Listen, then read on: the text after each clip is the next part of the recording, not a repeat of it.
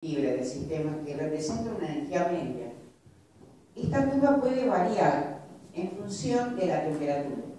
Lo que vamos a estudiar a partir de ahora es que esa curva, cuando disminuye la temperatura, por ejemplo, la temperatura de transformación, cuando disminuye la temperatura de transformación, esta curva se hace más chata. ¿Eso qué significa? Para hacerlo más sencillo, que la energía media, la barrera de energía que tiene que pasar las partículas, va a ser una energía menor. ¿Está bien?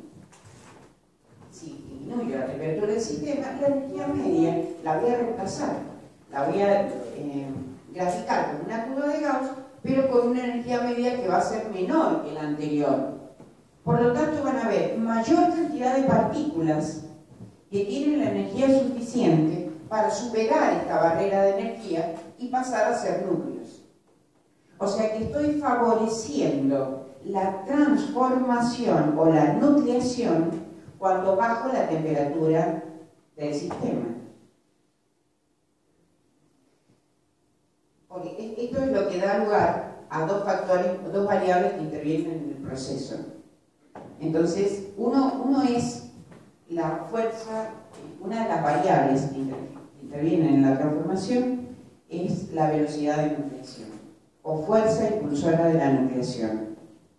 La velocidad de nucleación depende del grado de su enfriamiento de un delta T. Cuando más baja es la temperatura, tengo mayor nucleación, es más rápido, tengo mayor cantidad de núcleos, facilito la nucleación.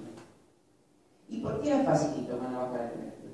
Porque son mayor la cantidad de partículas que tienen una energía superior a esta barrera. Porque si yo bajo la barrera de energía del sistema, las partículas que estaban inicialmente van a ser mayor la cantidad de partículas que tengan esa energía necesaria para superar esa barrera.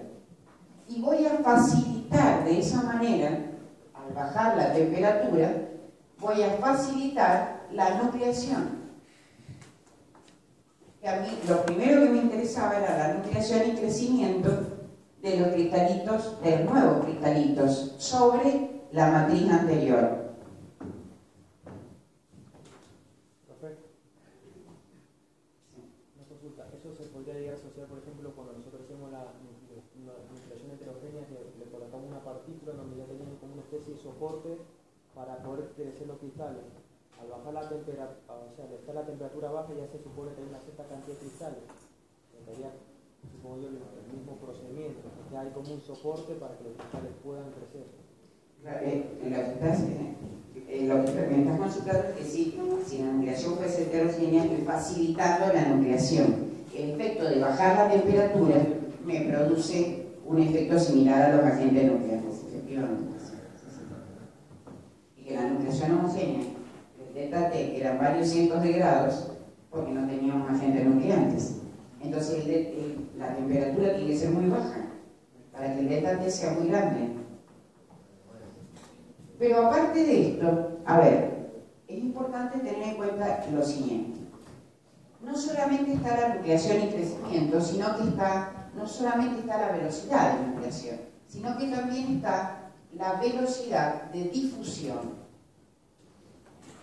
Aunque nosotros no nos metemos demasiado en el fenómeno de difusión, yo les había comentado que la difusión, que es el movimiento de átomos de un sitio a otro de la red, se facilita con el aumento de temperatura. Entonces ahí está el problema. Por un lado, la nucleación la favorecemos con una bajada de temperatura y la difusión con aumento de la temperatura. ¿Qué pasa? Tiene que haber difusión.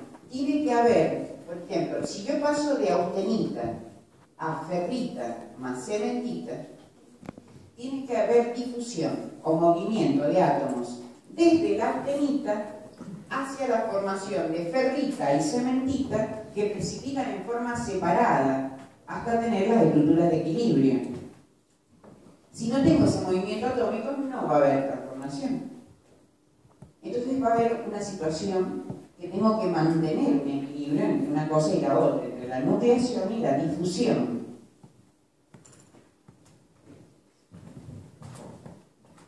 Entonces necesito esas dos cosas, velocidad de nucleación, velocidad de difusión. ¿Está bien? Eso es muy importante. Ahora vamos a ver cómo se originan estas famosas curvas que necesito mostrarles. Las curvas temperatura, tiempo, transformación. Bueno, esto está de más ahora. Esto quiero que sea principio. Esto un poco para recordar. Bueno, con esto estoy recordando lo que les dije al principio, que todas las transformaciones dependen de la transformación de austenita en perlita, del eutectoide perlita. Y que estas transformaciones de austenita a perlita durante el enfriamiento puedo realizarlas en forma isotérmica o con enfriamiento continuo. Es muy importante eso. Con enfriamiento continuo sería con una misma velocidad de enfriamiento cortando distintas isotermas, o bien a temperatura constante o forma isotérmica. Depende de la temperatura a la que realizo la transformación, va a ser la microestructura que obtengo.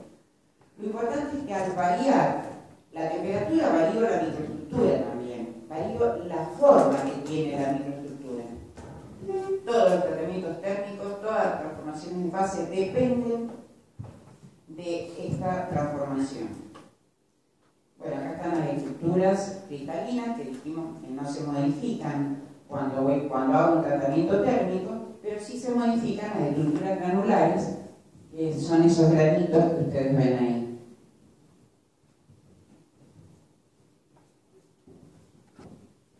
Este es un acero de 1040, estaba con la UNS, pero 1040 tiene 0,4 de carbono. El 1 indica acero al carbono. Después vamos a ver la clasificación. En borde de grano, por ser un acero hipotectoide, en borde de grano, ¿qué hay ahí? ¿Ferrita o cementita? ¿Cementita?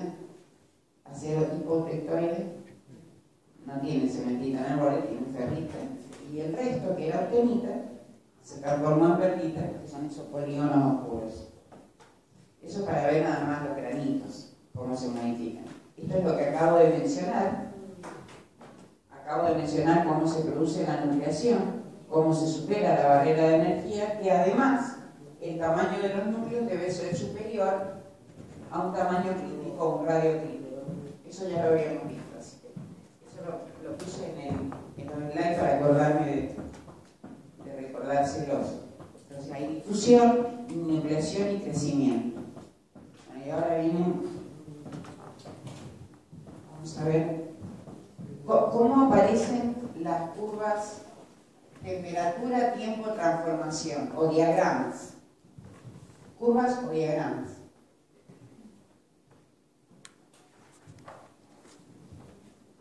Las curvas temperatura, tiempo, transformación. Triple T. Temperatura, tiempo, transformación. A ver, lo más sencillo, lo que puedo explicar en forma más sencilla es lo siguiente, antes de que vean el slide. Primero, ustedes tienen que trazar un par de coordenadas, que es temperatura, tiempo.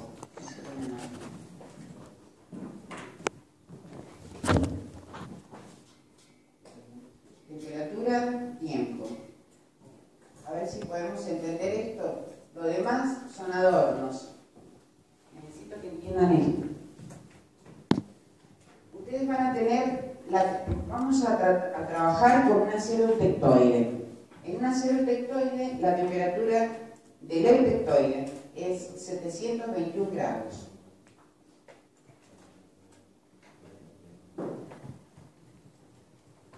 Entonces, ¿en qué consiste esto? Primero, se toman varias probetas. Yo tomo varias probetas del material, del mismo material. Voy a hacer un tratamiento que se llama de austenización. Consiste en calentar el material, si lo demostramos acá, calentamos a una temperatura de 30 a 50 grados por encima de la temperatura del eutectoide, luego mantengo la temperatura constante hasta que todo se transforma en austenita. Perdón. Hasta que todo se transforma en austenita. Se homogeniza en austenita. Luego, todas las probetas a las cuales le he hecho este tratamiento, las voy a colocar en distintos baños. Entonces me olvido de esto para evitar colocar tantos diagramas. Entonces, si ya he austenizado todas las probetas, a cada una de las probetas las voy a colocar a temperaturas que están por debajo de 721 grados. Recuerden bien, a ver, recuerden esto, chicos, que nosotros teníamos, esta era AC3, esta es AC1, la de 721 es AC1, ¿me entienden? Estoy hablando de un acero eutectoide para no modificar las cosas. Entonces, primero llevo todas las probetas a una temperatura superior a 721 grados. Mantengo a esa temperatura para que todo sea austenita. Luego coloco cada una de esas probetas, la coloco en diferentes baños a temperaturas inferiores a 721 grados o a AC1. Entonces, espero el tiempo necesario, en cada caso, voy a esperar el tiempo necesario para que se inicie y termine la transformación. En realidad, ¿cuál va a ser el producto que voy a obtener? Voy a obtener una curva C de inicio de transformación y otra curva de fin de transformación. Una de inicio y otra de fin. Acá sigue otra transformación que es la magnesítica, que es en la parte inferior. Bueno, lo que quiero decir entonces, vuelvo, autenizo todo. A cada una la llevo a una temperatura inferior a AC1, espero el tiempo necesario para que se produzca la incubación y la transformación. Luego puedo enfriar a cualquier velocidad, porque ya se ha producido la transformación. Para cada temperatura ustedes van a ver que los tiempos de incubación y de transformación van a ir variando. Va a haber una nariz de la curva donde se van a modificar también estas variables.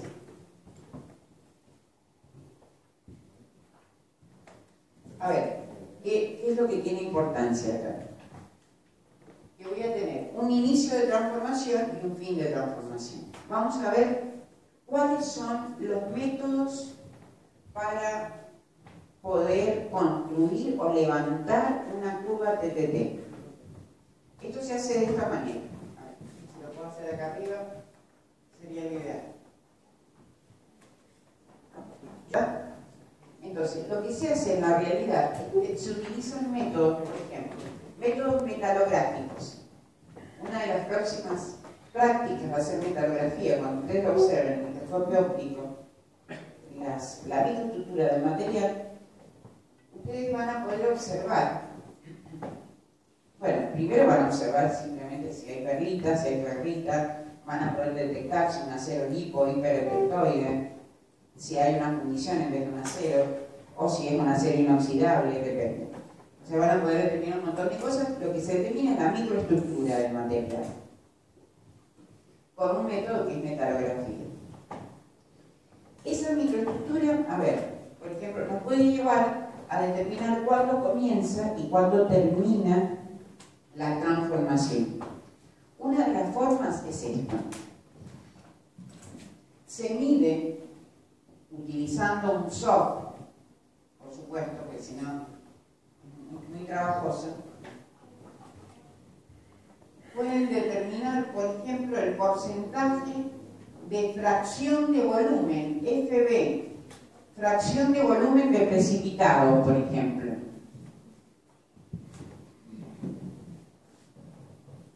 A ver, ¿en qué consiste eso? Ustedes toman Por ejemplo, yo les digo que con varias probetas, ¿no es cierto?, que ya las hemos austenizado a una misma temperatura, por ejemplo. Entonces, a una misma temperatura las voy a colocar en el horno. Coloco 20 probetas, supongamos, en el horno, a una temperatura que está por debajo de 721 grados. Y lo que voy haciendo es controlar el tiempo. Para distintos tiempos voy sacando cada probeta a distintos tiempos. Entonces voy graficando con el software metalográfico, voy calculando